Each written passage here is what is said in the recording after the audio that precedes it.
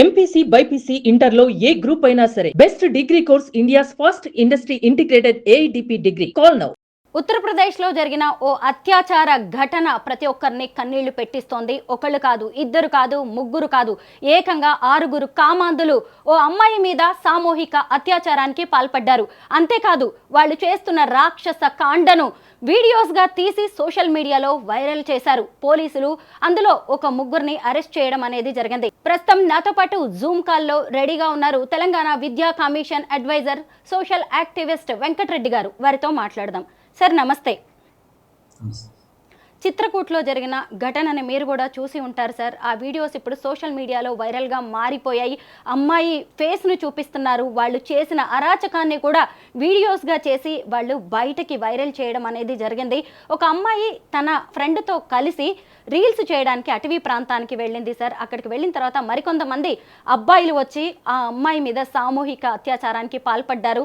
ఆ అమ్మాయి వాళ్ళని వేడుకుంటున్న వీడియోస్, దండం పెడుతున్న వీడియోస్ అయితే చూడలేకపోతున్నాం. అవన్నీ సోషల్ మీడియాలోకి రావడం కూడా ఇంకొక నేరం. దీని మీద మీ అభిప్రాయం ఏంటో చెప్పండి.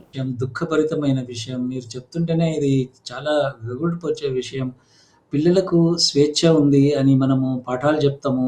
దేశంలో అందరికీ స్వేచ్ఛ ఉంది. మీరు మీ సొంతంగా ఏమైనా చేయవచ్చు అని చెప్తాము. మీ ఇన్నోవేషన్ ఏమైనా చేయవచ్చు అని చెప్తాము. ముందుకు రండి అని చెప్తాము. ముఖ్యంగా ఆడపిల్లల్ని బయటకెళ్ళండి, మీరు సొంతంగా నిలబడండి కాళ్ళ మీద. ఈ దారుణం యాక్చువల్లీ ఇప్పుడు మనము చేయాల్సిన పని ఏంటంటే బాయ్స్‌కి ట్రైనింగ్ ఇయ్యాలి. గర్ల్స్‌ని ఎలా ట్రీట్ చేయాలి, బిహేవ్ చేయవద్దు, చేయాలి అనే విషయంలో చాలా స్పష్టంగా ఇప్పుడు క్లియర్ అయితుంది. ఏమిటంటే మనం ఇంతకాలం గర్ల్స్‌కి ట్రైనింగ్ ఇస్తుంటాం. మన గర్ల్స్ కాలేజెస్‌లో గర్ల్స్‌కు వాళ్ళని ఎంపవర్ చేయాలని.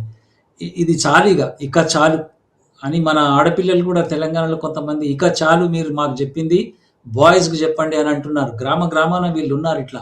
అటువంటి అమ్మాయిని అదొక ఎత్తైతే అత్యాచారం చేయడం అనే ఒక మానసిక పరిస్థితి ఏమిటి ఈ యువత, ఈ బాయ్స్‌ది అనేది కూడా మనం ఆలోచించాల్సిన అవసరం ఉంది. అండ్ ఇంకా దానికి మీదుగా ఈ సోషల్ మీడియా కంపెనీస్ ఏం చేస్తున్నాయి? వాళ్ళ పనేంటి? వాళ్ళ మీద చట్టరీత్యా మొన్న ప్రధానమంత్రిది ఒక చిన్న మెసేజ్ మిస్ అయింది. 2 మినిట్స్ ఏదో మిస్ అయితేనే వాడిని పిలిపించారు మేటాను. పిలిపించి వానికి కోర్ట్ నుంచి ఏం సంగతిరా అంటే వాడు సడన్‌గా మళ్ళీ రివైవ్ చేశాడు.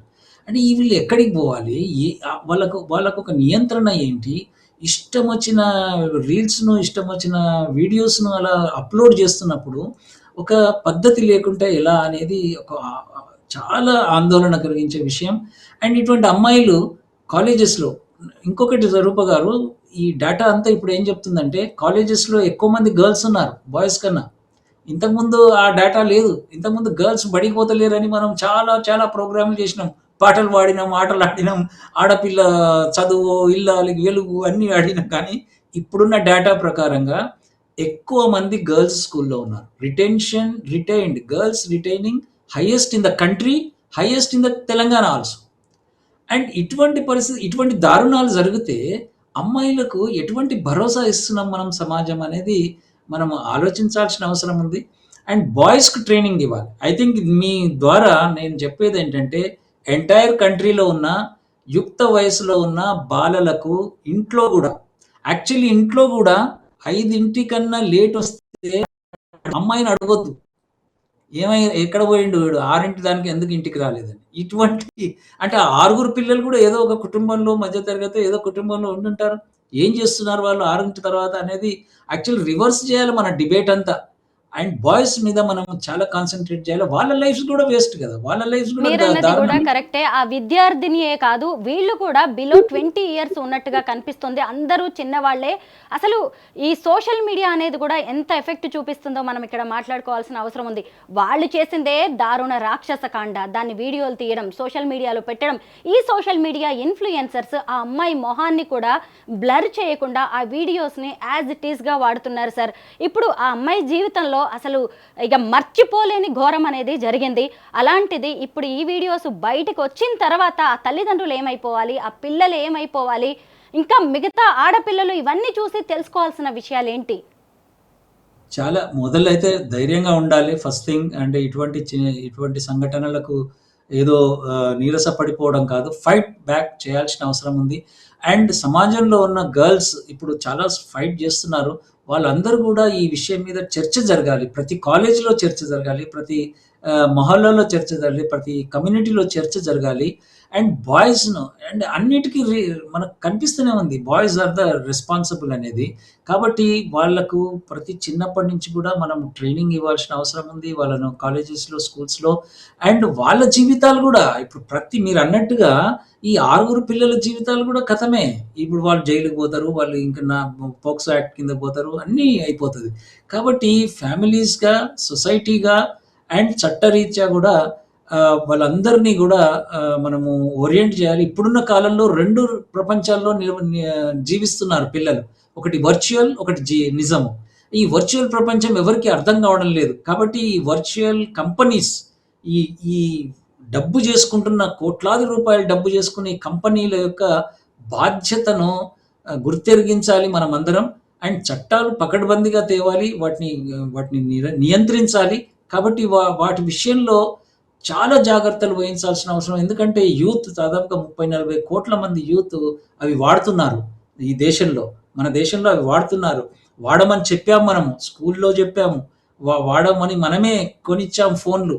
కానీ వాటిలో జరుగుతున్న ఇబ్బందులను మనం తప్పకుండా రెగ్యులేట్ చేయాల్సిన అవసరం ఎంతైనా ఉంది. ఆడపిల్లలు ముఖ్యంగా జాగ్రత్తలు కూడా వహించాలి. డెఫినిట్‌గా సెల్ఫ్ డిఫెన్స్ ఉండాలి. జాగ్రత్తలుండాలి. పోయిన ప్రదేశాల్లో ఎలా ఉంది అని. ఎందుకంటే సొసైటీ బాలేదు. ఇది చాలా విచిత్రం ఏంటంటే మంచి సొసైటీ గాని దాన్ని మనం ఇప్పుడు ఆడపిల్లలు జాగ్రత్తగా ఉండాలంటున్నాం. Actually that is very tricky thing. ఎందుకు మన సొసైటీ బాగుండదు? ఒక ఊర్లో ఒక ఆడపిల్ల అడిగింది, "లైట్లు లేవు మీరు జాగ్రత్తగా పోవాలి" అన్నారు. అంటే "లైట్లు పెట్టు సార్" అన్నది ఆ అమ్మాయి. అరే మీరు లైట్లు పెట్టకుండా నన్నెందుకు సో సొసైటీ ట్రైన్డ్ లేని సొసైటీ ఇది. ఒక దృక్పథం, మంచి దృక్పథం ఎందుకు మనం రిస్ట్రిక్ట్ చేయాలి అనేది మనం అందరం ఆలోచించాలి. బట్ స్టిల్ సొసైటీ బాగలేదు కాబట్టి జాగ్రత్తలు తీసుకోవాల్సిన అవసరం ఉన్నది. బాయ్స్‌తో పోయినా, గర్ల్స్‌తో ఉన్నా అందరూ కలిసిపోయినా ఇది చాలా దుర్మార్గమైన సమాజంలో ఉన్నాం. ఆ దుర్మార్గాన్ని మార్చడానికి మనమందరం ట్రై చేయాల్సిన అవసరం ఉంది. చిత్రకూట్ ఘటనలో మొత్తం 6 నిందితులు ఉంటే 3ని పోలీసులు అరెస్ట్ చేశారు. అందులో బోలా అనేవాడు తప్పించుకోవడానికి ప్రయత్నిస్తే పోలీసులు కాల్పులు చేయడం అనేది కూడా జరిగింది. అలాగే ఇంకో 2 కూడా సీన్ రీక్రియేషన్ కోసం ఆ స్పాట్కి తీసుకెళ్లినప్పుడు పారిపోవడానికి ప్రయత్నిస్తే వాళ్ళ మీద కూడా పోలీసులు అలాగే జనం అటాక్ చేయడం అనేది జరిగింది. దేహశుద్ధి చేశారు. అయితే మన చదువుల గురించి మనం ఇక్కడ మాట్లాడుకోవాల్సిన అవసరం చాలా ఉంది. ఎంతకీ కెరీర్ ఓరియంటెడ్గా ఉద్యోగం, ఉపాధి కోసమే మన చదువులు ఉంటున్నాయి. అలా కాకుండా ఎథిక్స్, వాల్యూస్కి సంబంధించి కూడా ఎలాంటి మార్పులు చేయాల్సిన అవసరం ఉంది మన విద్యా వ్యవస్థలో? అబ్బా! చాలా పెద్ద ప్రశ్న అడిగారు మీరు. చాలా మార్పులు జరగాలి. మనం ఇప్పుడు చైతన్య నారాయణలు దాని మీద వెళ్తున్నాము. అండ్ వాళ్ళ వల్ల ఇప్పుడు మన ప్రభుత్వాలు గూడా కార్పొరేట్ లాగా ఉంటాయి స్కూల్స్ అంటున్నారు. కార్పొరేట్ లాగా స్కూల్స్ గాదు. ప్రభుత్వం లాగా స్కూల్స్ ఉంటాయని ప్రైవేట్ వాళ్ళు చెప్పాలి కానీ, మనం ఆ ట్రాప్‌లో పడిపోయాం. కాబట్టి ఈ ఫోకస్ అంతా గూడా ఒక సామాజిక ఒక బాధ్యత, సోయి, స్కూల్స్‌లో ఉండడము, ఎట్లా ఒకరితో ఒకరు ఉండడము, ఇవన్నీ మనం మిస్సింగ్ అయిపోయాం. సో, నేను ఒక స్కూల్స్‌కి వెళ్ళాను అమెరికాలో. ఆ స్కూల్‌లో వాళ్ళ తల్లిదండ్రులు అడుగుతారు, "మీరు ఎవరికి సహాయం చేసొచ్చారు ఈరోజు?" ఎంత బ్రహ్మాండమైన మాట. ఎన్ని మార్కులొచ్చాయి కాదు. ఎవరికి సహాయం చేశారు ఈరోజు అని డైనింగ్ టేబుల్ మీద కూర్చొని మాట్లాడుకుంటున్నారు. ఇటువంటి సాంప్రదాయాన్ని మనం కోల్పోయాం. అండ్ టిఫిన్ బాక్స్‌లు ఎవరి బాక్స్ వాడు తింటాడు. ఒక కలెక్టివ్‌గా కలిసి తినాలి అని చెప్పి ఒకరికొకరు షేర్ చేసుకోవడము, ఇవన్నీ మిస్సింగ్ అయిపోయాయి. మా చిన్నప్పుడు మేము చేసినాం. మీరెప్పుడు చేసిండ్రో లేదో తెలియదు కానీ, స్కూలింగ్‌లో ఇంత డిఫరెన్స్ అండ్ ఆల్సో స్కూల్స్ కూడా రొట్టె కొద్దీ పిండి కొద్దీ రొట్టె అన్నట్టు ఒక గ్రూప్ అంతా ఒక స్కూల్‌కి వెళ్ళడం. వాళ్ళకు అసలు ఆకలితో ఉంటారు పిల్లలని తెలియని గ్రూప్ ఒకటి. అండ్ ఇంకొక గ్రూపు ఆకలి లేని పిల్లలు ఉంటారని తెలియని గ్రూప్. ఈ ఈ ఈ ఈ సమాజంలో ఈ పోటీ ప్రపంచంలో వాళ్ళని తయారు చేసి ఒక రోబోట్స్‌గా తయారు చేసే విధానం యొక్క రిఫ్లెక్షన్ ఇది. కాబట్టి విద్యా వ్యవస్థ యాక్చువల్లీ కరిక్యులమ్ గానీ, వాటి బోధన గానీ చాలా బాగుంటాయి అవి పుస్తకాలు చూస్తే మీరు. ఆ పుస్తకాలలో మొన్న 9థ్ క్లాస్ అమ్మాయి మొత్తం చదువుతుంది. 9థ్ క్లాస్ స్టడీలో మొత్తం డెమోక్రసీ ఏంటి అని చదువుతుంది. కానీ ప్రాక్టీస్‌కొచ్చేసరికి ఆ స్కూల్ క్లాస్ రూమ్ గూడా ప్రాక్టీస్‌లో లేదు గాబట్టి, ఈ స్కూల్స్ విద్యా విధానాన్ని తిరగరాయాల్సిన అవసరం ఉంది. మనందరం కలిసి కృషి చేయాల్సిన అవసరం ఉంది. వచ్చే తరాన్ని ఒక మంచి కలిసిమెలిసి జీవించే తరం ఉండాలి గానీ, పోటీతోని ఒకరికొకడు దూసుకొని పోయే ముందు తరం మనకొద్దు అసలు. అటువంటి తరం ఉండి కూడా వేస్ట్. కాబట్టి మనమందరం ఆ పిల్లలు ఆ సొసైటీ కోసం చేయాలంటే విద్యా వ్యవస్థ మీరన్నట్టుగా చాలా మార్పులు జరగాలి. ఈ సందర్భంగా సోషల్ మీడియా ఇన్ఫ్లుయెన్సర్స్కి అలాగే కంటెంట్ క్రియేటర్స్కి నేను చేతులెత్తి నమస్కరించి ఒక్క రిక్వెస్ట్ చేస్తున్నాను. ఈ సందర్భంగా అసలు ఈ ఘటనలో వాళ్ళు చేసింది తప్పు అని చెప్తూ చాలామంది ఇన్ఫ్లుయెన్సర్స్ ఆ అమ్మాయి వీడియోస్ని యాజ్ ఇట్ ఈస్గా వాడుతున్నారు. వాళ్ళు ఆ వీడియోస్ని రికార్డ్ చేయడమే తప్పు, వైరల్ చేయడం ఇంకో తప్పు.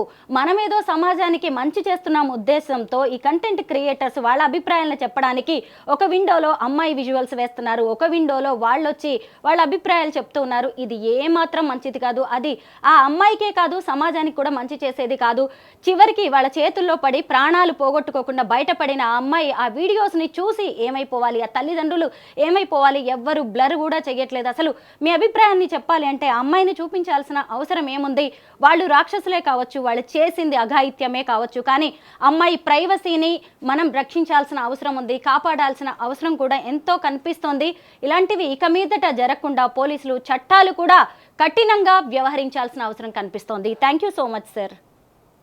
థ్యాంక్ యూ అమ్మ. Thank you very much.